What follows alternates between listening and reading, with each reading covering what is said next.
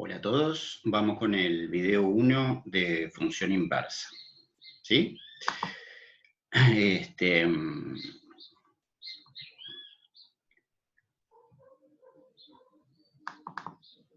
bien.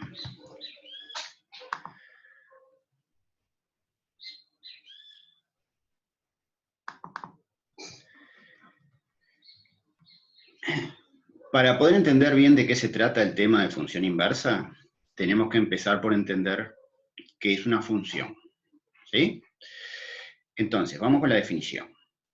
Vamos a decir que una relación f que va de A a B es función si solo si cada elemento del conjunto A tiene uno y solo un correspondiente en B. ¿Está claro? O sea, yo tengo una relación, tengo un conjunto A de partida, ¿sí? Que se le va a llamar dominio, y un conjunto B de llegada, que va a ser el codominio, y para analizar si eso es una función, yo tengo que mirar el conjunto de partida, el dominio, y ver que cada elemento de A tiene uno y solo un correspondiente en B. ¿Está bien? Como decíamos, al conjunto de partida le vamos a llamar dominio, y al conjunto de llegada le vamos a llamar codominio. ¿Está bien? Por ejemplo, veamos este ejemplo. Yo acá tengo una relación que va del conjunto A al conjunto B, una relación que yo le llamé F, ¿sí? En la que al 1 le corresponde A, al 2 le corresponde A, al 3 le corresponde C y al 4 le corresponde D. ¿Está bien? Entonces yo quiero analizar si esta relación es una función. Entonces lo que tengo que hacer, según la definición, es ver si cada elemento de A tiene uno y solo un correspondiente en B. Entonces miro el conjunto A, el de partida, el dominio, ¿sí? Me pregunto si esto es función, entonces para eso miro el conjunto A, y efectivamente veo que sí es una función, ¿sí? Ya que cada elemento de A tiene uno y solo un correspondiente, ¿no? El 1 tiene un solo correspondiente, que es el A, el 2 tiene un solo correspondiente, que también es el A, el 3 tiene un solo correspondiente, que es el C, y el 4 tiene un solo correspondiente, que es el D. No hay nadie más en A, estos eran los 4 elementos de A, y los 4 tienen uno y solo un correspondiente, así que esto efectivamente es una función. ¿Está bien? Entonces, esto es bien importante entenderlo bien, porque ¿de qué se trata el tema de función inversa? La idea es, la pregunta que nos hacemos ahora sobre este mismo ejemplo, yo tengo este ejemplo de esta función f, ya vimos que esto es efectivamente una función, pero la pregunta que yo me hago ahora es si la vuelta, la relación de vuelta de esta que acabamos de ver, también es función. ¿A qué nos referimos con la vuelta? Bueno, nos referimos a esto, o sea, a cambiar que el conjunto de partida ahora sea B, o sea, el dominio pasa a ser B, y el codominio pasa a ser A. ¿Está bien? Fíjense que yo ya le cambié el nombre, ¿no? Porque estamos hablando de otra relación. ¿Está? Entonces, en la ida, en la original, el 1 se transformaba en el A. Entonces, en la vuelta, el A se va a transformar en 1. ¿Está? Si a 1 le correspondía A, en la ida, en la vuelta a A le corresponde 1.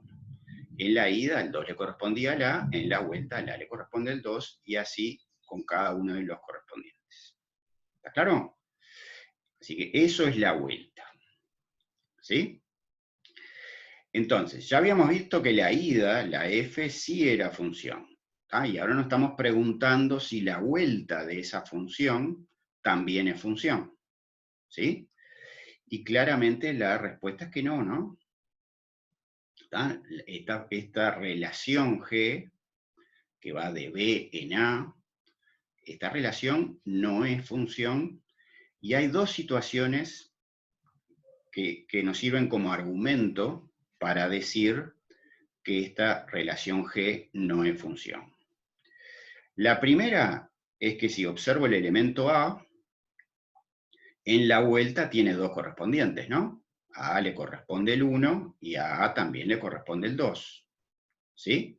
Y nuestra definición de función nos decía que cada elemento tenía que tener uno y solo un correspondiente, ¿tá?, en el conjunto de llegada. ¿Tá? Cada elemento del conjunto de partida tenía que tener uno y solo un correspondiente. Bueno, acá tengo un elemento del conjunto de partida que tiene dos correspondientes. Así que ahí ya, con ese argumento solo, ya podríamos decir que esto no es una función. Pero hay otra situación que también nos tiene que preocupar, y es que el B, ¿tá?, en la vuelta, ¿sí?, no tiene correspondiente, ¿no? ¿Tá? No sale ninguna flechita desde B, ¿sí? Y la definición nos decía que todos tenían que tener correspondiente. Entonces, acá tengo dos problemas. Por un lado, hay elementos del dominio que no tienen correspondientes, y hay elementos del dominio que tienen más de un correspondiente. Así que, claramente, esta relación G no es una función. ¿Está bien?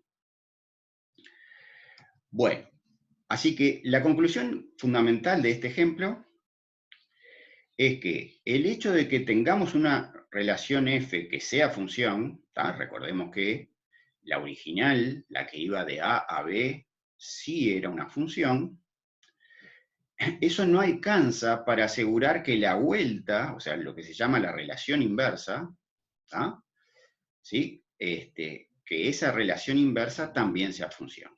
¿Tá? En este ejemplo, la ida era función, sin embargo la vuelta no lo era. ¿Tá? Así que, claramente de este ejemplo, nos damos cuenta que a una función le vamos a tener que exigir algunas cosas extras, ¿tá?, le vamos a tener que exigir más, para que la vuelta también sea función. ¿Está bien? O sea, no alcanza con que una relación sea función para estar seguros que la vuelta de esa relación también va a ser función. ¿Tá? Acá acabamos de ver un ejemplo de una función cuya vuelta no es función. ¿Tá? Luego, claramente tenemos que exigirle algo a una función para estar seguros que la relación de vuelta también sea función. ¿Tá? Que la relación de vuelta sea función es lo que nosotros vamos a expresar diciendo que la función es invertible, ¿tá?, que tiene función inversa. Claro, acá la relación inversa, la vuelta, no es una función, ¿tá? Por lo tanto, esta función f, ¿no?, esta función f que acabamos de ver, esta f, no es invertible, ¿no? No tiene función inversa. ¿Tá? Es una función, ¿tá?, cada elemento del conjunto de partida tiene uno y solo un correspondiente, pero no puedo decir que la vuelta también sea función, por lo tanto no es una función invertible. ¿Tá? Así que de eso se trata el tema, ¿no? Y hoy nos vamos a ocupar de ver justamente esas exigencias extras, ¿tá?, que le tenemos que imponer a una función para estar seguros que la vuelta también sea función, o sea, para que la función sea invertible. ¿Sí? Entonces, básicamente esas exigencias extras se van a tratar de evitar estas dos situaciones.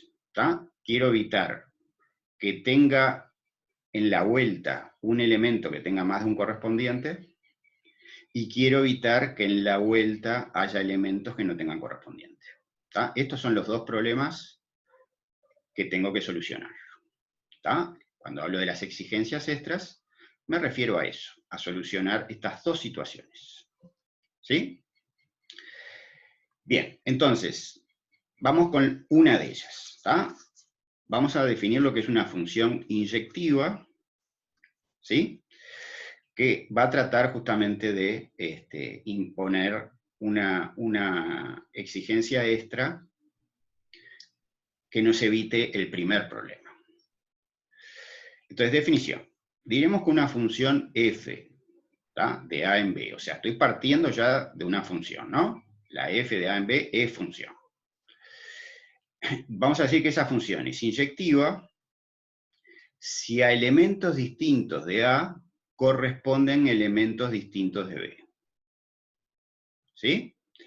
O dicho con símbolos matemáticos, si x1 está en A y x2 está en A y son distintos, ¿tá? Tengo un x1 que está en A, un x2 que está en A y son distintos, entonces el f de x1, el correspondiente del x1, tiene que ser también distinto del correspondiente de x2. A elementos distintos, x1 y x2 son dos elementos distintos de A, corresponden elementos distintos de B. ¿Tá? F de x1 tiene que ser distinto de f de x2. Ejemplo.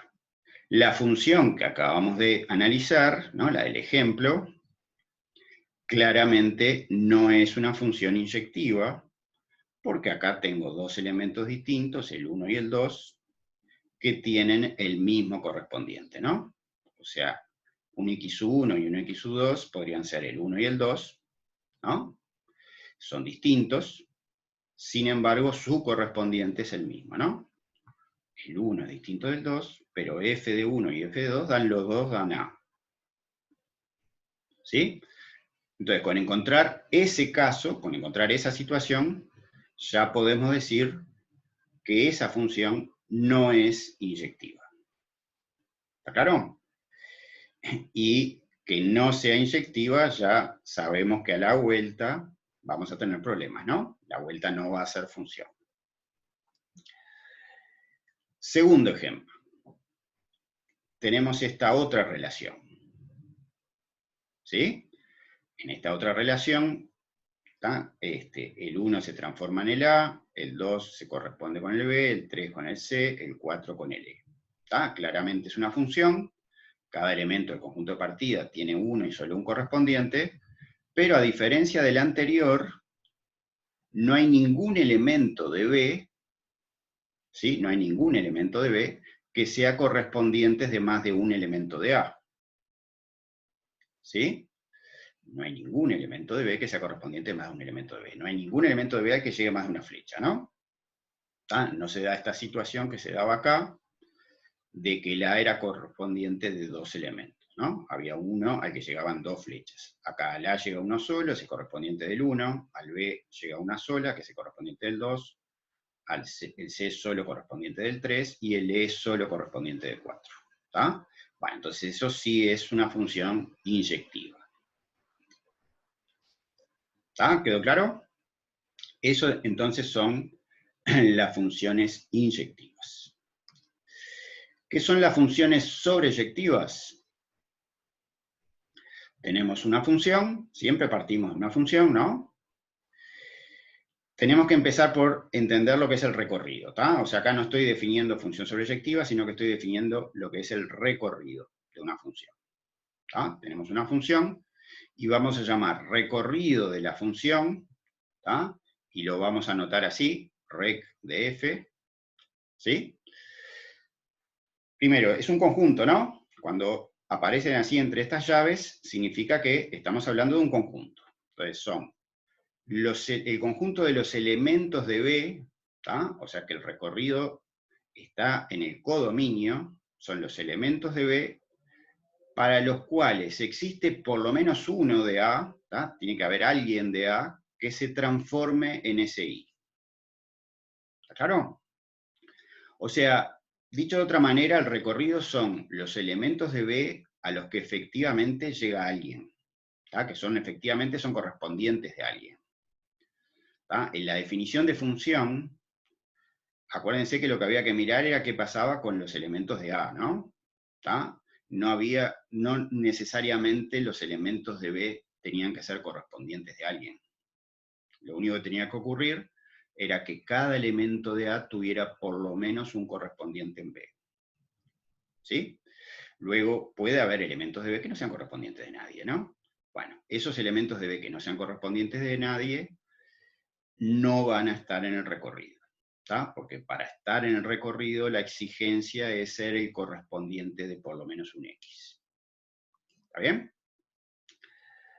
Entonces, ahora sí, una vez que uno sabe hallar el recorrido, vamos a decir que una función es sobreyectiva, ¿tá? Vamos a decir que una función es sobreyectiva si el recorrido coincide con B. ¿Está bien? el recorrido era parte de B, pero no necesariamente era igual a B. Bueno, cuando sean iguales, ahí decimos que es sobreyectiva. ¿Sí? Si volvemos a nuestro primer ejemplo, al original, ¿no? Fíjense, si me dan esta función, yo para analizar si es sobreyectiva, primero tengo que saber hallar el recorrido, ¿no? Entonces, ¿cómo hallo el recorrido? Bueno, miro en B quiénes son correspondientes de alguien. ¿El A está en el recorrido? Sí, porque es correspondiente del 1 y del 2. ¿El C está en el recorrido? Sí, porque es el correspondiente de 3. ¿El D está en el recorrido? Sí, porque es el correspondiente de 4. ¿El B está en el recorrido? No, porque no es correspondiente de nadie. ¿Está? De los elementos de B, el único que no es correspondiente de nadie es este B, ¿no? Este no es correspondiente de nadie. Luego el recorrido de esta función son el A, el C y el D. Bueno, este conjunto que me dio el recorrido, ¿coincide con el conjunto de llegada? ¿Coincide con el codominio? Bueno, claramente no, ¿no? Porque justamente en el codominio hay alguien más que no está acá, que es el B. ¿Está? Así que el recorrido no nos dio igual a B, no cumple esto, que es la definición, así que esta función no es sobreyectiva. ¿Está bien? Así que esta es la forma de analizar si una función es sobreyectiva. Hallar el recorrido y compararlo con el codominio. Funciones biyectivas. ¿Sí? Una función va a ser, si una función es inyectiva y sobreyectiva a la vez, si cumple las dos propiedades, ¿no? Las dos condiciones, ¿sí? Entonces vamos a decir que es biyectiva. ¿Sí? Ahí tenemos un ejemplo. ¿Está? Fíjense, primero, ¿es inyectiva? Sí, ¿no? No hay nadie de B al que llegue más de una flecha. ¿Está? No hay dos elementos distintos de A con el mismo correspondiente. ¿Está? O sea que esto es inyectiva, ¿no? Y a su vez el recorrido es todo B, ¿no? A todos los elementos de B llego. ¿Está? O sea que, por un lado, no hay elementos de B que sean correspondientes más de uno, por eso es inyectiva, y todos los elementos de B son correspondientes de alguien, por lo tanto es sobreyectiva. ¿Está? Es inyectiva, es sobreyectiva, es las dos cosas, así que es biyectiva.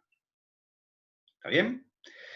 Fíjense, cuando decíamos hoy, ¿no? Que cuando lográbamos que una función fuera inyectiva, evitábamos eso de que a la vuelta hubiera alguien que tuviera dos correspondientes o más, ¿no?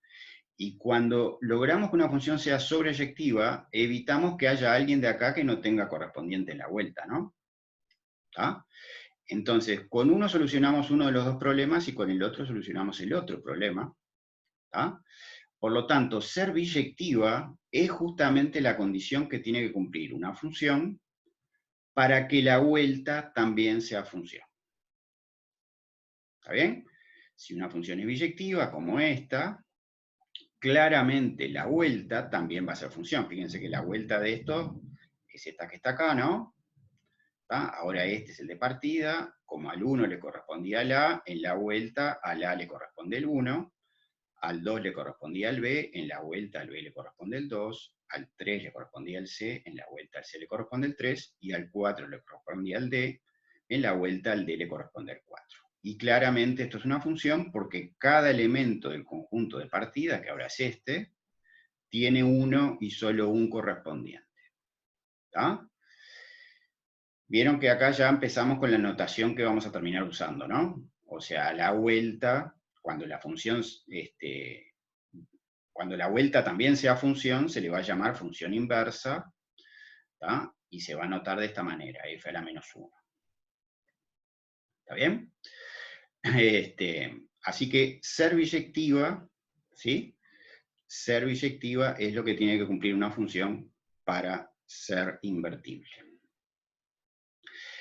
Vamos ahora con ejemplos un poquito más complicados, ¿no? O sea, los ejemplos que acabamos de ver eran con conjuntos finitos, ¿no? Tenían 4 elementos, 5 elementos, ¿sí? Podía ir uno a uno mirando qué era lo que pasaba, ¿no? nosotros las funciones con las que vamos a trabajar más en este curso son funciones que van de R a R. ¿Está bien? O sea que son infinitos los elementos del conjunto, o sea que el análisis va a tener que ser un poquito distinto al que acabamos de hacer, ¿no? Entonces vamos con este ejemplo. Tengo esta función, f de r en r, tal que f de x es x al cuadrado menos 1. Esto es una función que ustedes saben graficar, ¿no? En cálculo 1A trabajaron con este tipo de funciones, es una parábola, ¿no? Cuya gráfica es así, ¿no? Este es el vértice, ¿no? Hallaban el vértice, veían que la concavidad era positiva, ¿tá? La dibujaban. Los gráficos de la función es una manera, ¿tá? Gráficamente es una manera de analizar si una función como esta es inyectiva, si es sobreyectiva, todo ese tipo de cosas, ¿tá? Pues vamos a ver cómo respondemos la pregunta de si esta función es inyectiva, ¿tá? ¿Cómo respondemos esa pregunta? Mirando el gráfico de la función. ¿Está bien?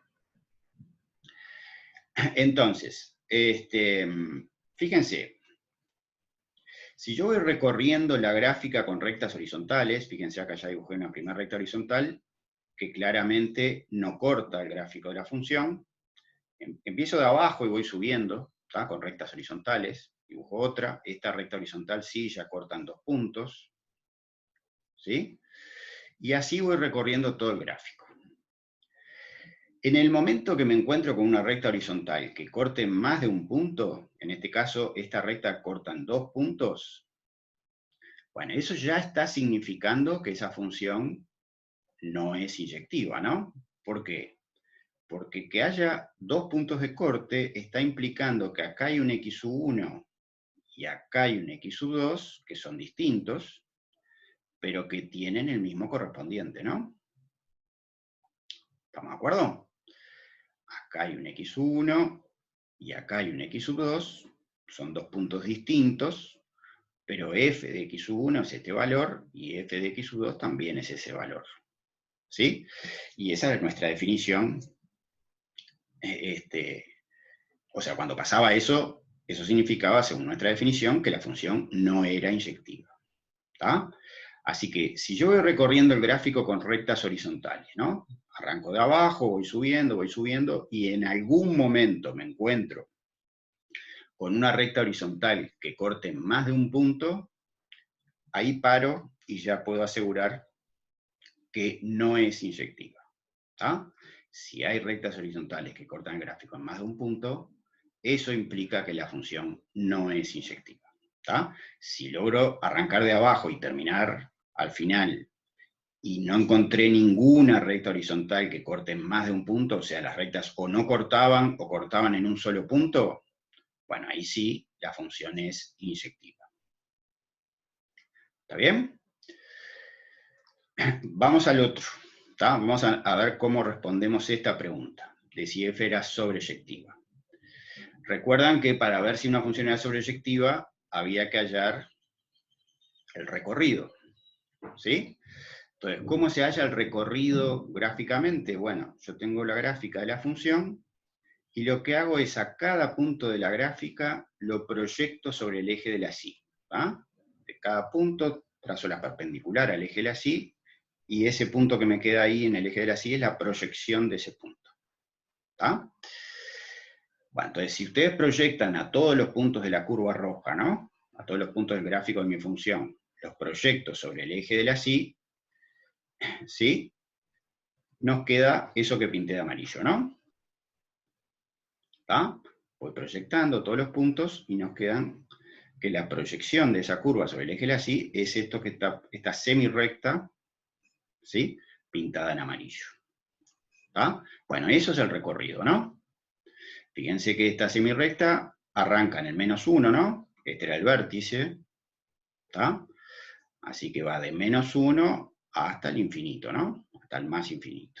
Eso es lo que nos dio el recorrido. El recorrido de la función es lo que está pintado en amarillo, que es el conjunto cerrado en -1, ¿tá? Hasta el más infinito. Está cerrado -1 porque el vértice es parte de la gráfica, o sea que el -1 es un valor alcanzado, ¿no? ¿Está? Si el -1 no estuviera, acá ponemos paréntesis curvo, ¿está? Pero en este caso sí está. Bien, hallamos el recorrido. ¿Con qué tengo que comparar el recorrido? Con el codominio, ¿no? ¿Está? El codominio está en la letra del problema, ¿no? Fíjense, acá lo señalé en rojo, ¿no? Es el conjunto de llegada que ya está en la letra del problema. En este caso, el conjunto de llegada, el codominio, eran todos los reales, y bueno, y no está coincidiendo con lo que me dio a mí el recorrido, ¿no? A mí el recorrido no me dio todos los reales, ¿está? Me dio esta semirecta. Luego, esta función no es sobreyectiva. ¿Está bien? Así que así se analiza, mirando la gráfica, como una función de RNR es inyectiva o si es sobreyectiva. Fíjense, algunas observaciones. Esta función que acabamos de ver no es inyectiva, no era inyectiva, pero nosotros podemos restringir el dominio, ¿tá? Podemos achicar, restringir es achicar, ¿tá? Achicar el dominio para obtener otra función, ya no va a ser la misma, ¿no? ¿Sí?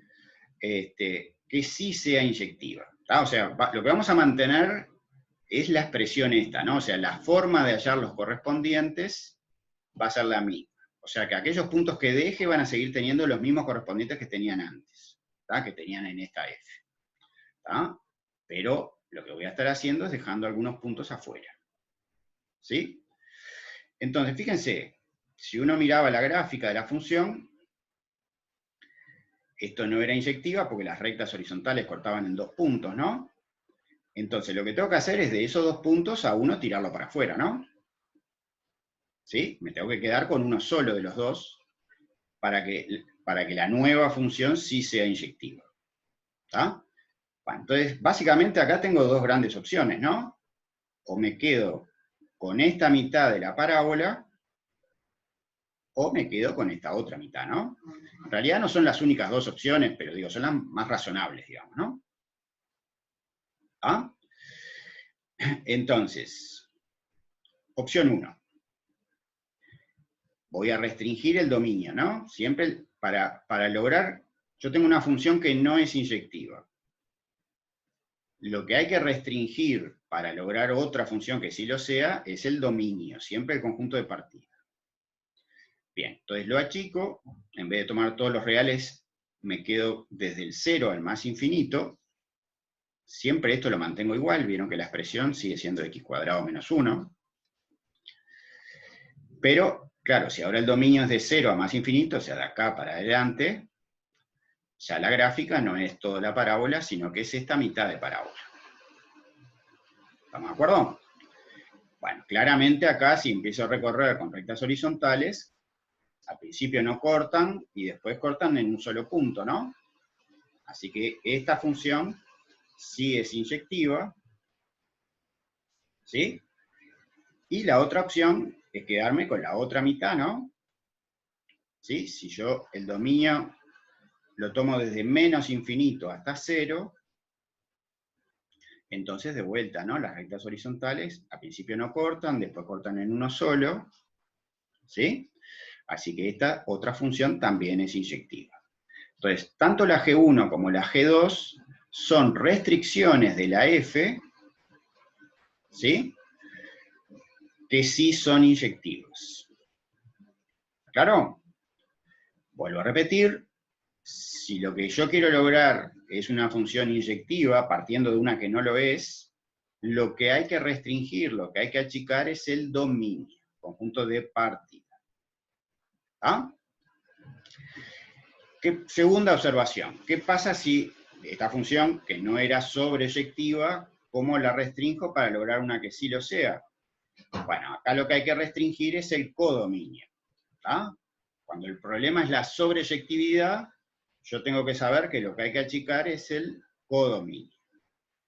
Bueno, y eso se logra bastante fácil, ¿no? Quizás más fácil que el anterior, porque yo ya hallé el recorrido, ¿no? yo ya tengo el recorrido. Entonces lo único que hay que hacer es elegir como nuevo conjunto de llegada lo que me dio el recorrido, ¿no?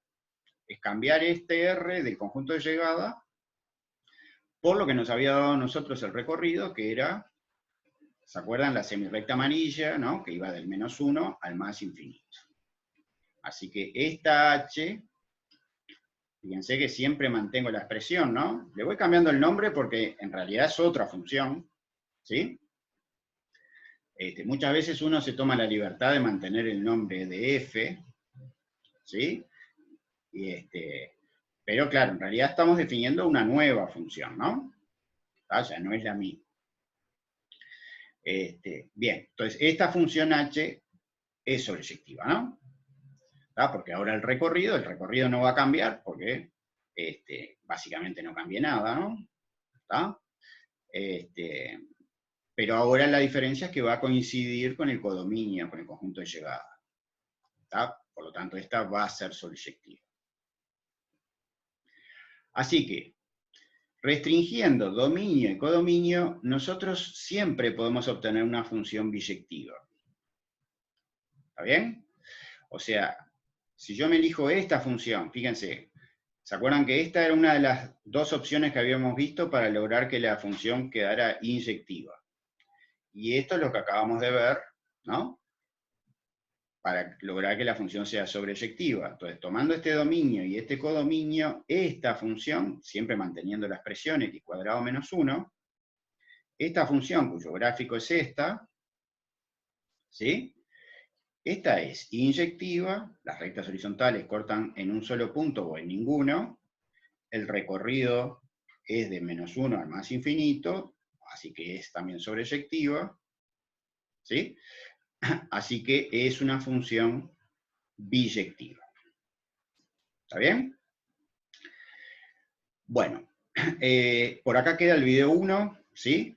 O sea, básicamente, ideas básicas que tienen que manejar a partir de acá son que es una función, y para lograr que la vuelta también sea función, los conceptos de funciones inyectivas, sobreyectivas y biyectivas. ¿Tá? Y esto último que hicimos de que restringiendo, ¿tá? Restringiendo dominio y o el codominio, ¿no? Según la situación, nosotros podemos obtener una función que sea biyectiva, o sea que tenga inversa, ¿no? Que el camino de vuelta también sea función. ¿Tá? En el segundo video vamos a seguir profundizando sobre eso de la función inversa. ¿Está bien? Bueno, esto es todo.